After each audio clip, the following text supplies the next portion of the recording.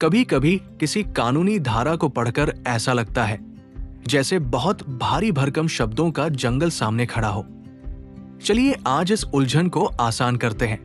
नमस्कार दोस्तों, मैं आपका स्वागत करता हूं आपके अपने चैनल लॉ शॉर्ट पर, जहां हम मुश्किल कानूनी धाराओं को सबसे आसान भाषा में समझाते हैं। धारा 156 बीएनएस उस स्थिति के बारे में है जब कोई लोक सेवक यानी सरकारी कर्मचारी या अधिकारी किसी राज्य के कैदी या युद्ध के कैदी को जानबूझकर भाग जाने की अनुमति दे देता है।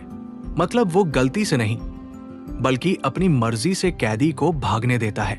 इसे ऐसे समझिए, मान लीजिए एक पुलिसकर्मी के पास एक खतरनाक अपराध में पकड़ा गया व्यक्ति है। वो कैदी उसको कहता है कि अगर तुम मुझे छोड़ दोगे तो मैं तुम्हें पैसे दूंगा।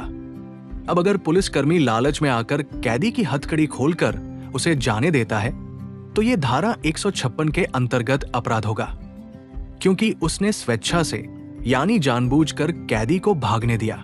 एक और उदाहरण, युद्ध के दौरान पकड़े गए एक विदेशी सैनिक को सेना के एक अधिकारी की निगरानी में रखा गया है। अगर अधिकारी किसी कारण या लाभ के लिए जानबूझकर उस कैदी को निकलने देता है तो ये भी इसी धारा के तहत दंडनीय है। सीधे शब्दों में इस धारा में जोर इस बात पर है कि लोक सेवक की मंशा गलत थी, यानी उसने कैदी के भागने में मदद की या उसे रोकने की अपनी जिम्मेदारी को जानकर छोड़ा।